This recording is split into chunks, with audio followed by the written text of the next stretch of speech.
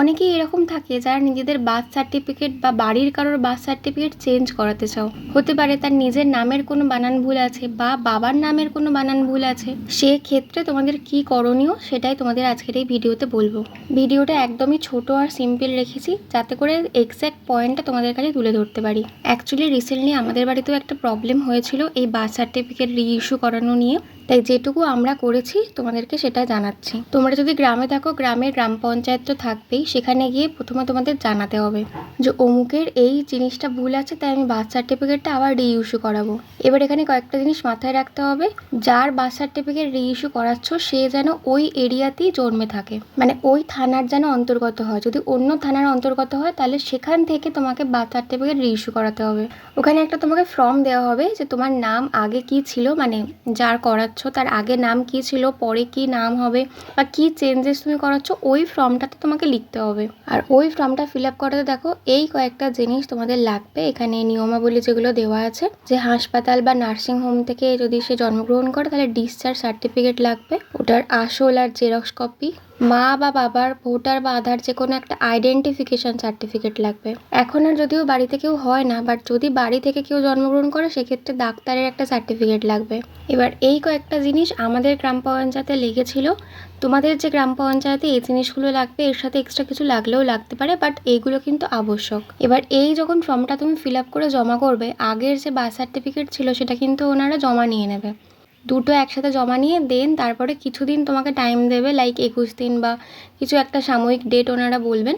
বলার পরে তারপরে ওখান থেকে নতুন যখন আসবে তখন তোমাকে সেখান থেকে কালেক্ট করতে হবে। এবার এটা গ্রামের ক্ষেত্রে বা গ্রাম পঞ্চায়েতের জন্য আমি বললাম, যারা শহরে থাকো তাদের মিউনিসিপ্যালিটি আছে, তো সেখানে গিয়ে এই জিনিসটা তোমরা করতে পারবে। আর এই যে ফর্মটা নিচ্ছ বা ফর্মটা যখন জমা করবে তখন কিন্তু একটা টাকা দিতে হয়, লাইক 100 টাকা বা 300 টাকা এরকম কিছু একটা অ্যামাউন্ট ওখানে ডিপোজিট করতে হয়।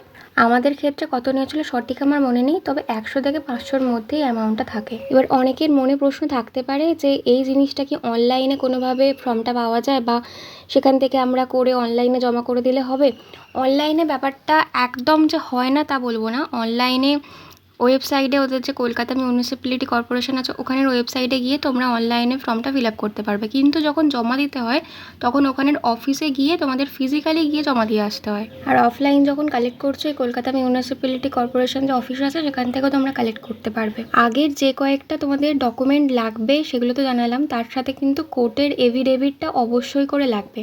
মানে যার যেই নামটা চেঞ্জ হয়েছে আগে কি ছিল সেটা যেন ওই এভিডেভিটে লেখা থাকে। এবার এভিডেভিট যদি আগে করানো থাকে, আই থিঙ্ক ওটা 6 মাস না এরকম 1 বছরের ভ্যালিডিটি থাকে, তো সেক্ষেত্রে আবার নতুন করে করতে হতে পারে। এবার পুরো ফর্মটা আমি তোমাদের একবার এক ঝলক দেখিয়ে দিচ্ছি।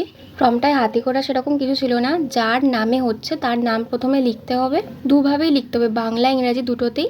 এরপর গার্জেনের নাম, জন্ম তারিখ, জন্মস্থান, এখন সেই ব্যক্তি যেখানে থাকে তার ফুল অ্যাড্রেস, এইসব লিখে একটা গার্জেনের সিগনেচার করে তারিখ দিয়ে এটা জমা করতে হবে। মেনলি এই ফর্মটা গার্জেনের হয়ে ফিল আপ করছো তোমরা, ব্যাস এইটুকুই কাজ। ফর্ম জমা করলে তার একটা 21 দিন বা 1 মাস পরে তুমি সেখানে গেলে অ্যান্ড দেন যেটা আপডেটেড সার্টিফিকেট বা সার্টিফিকেট সেটা তোমরা পেয়ে যাবে। ছোট্ট ইনফরমেটিভ ভিডিওটা যদি ভালো লেগে থাকে অবশ্যই লাইক করে দিও, আর যদি কারো দরকার লাগে অবশ্যই ভিডিওটা শেয়ার করে দিও।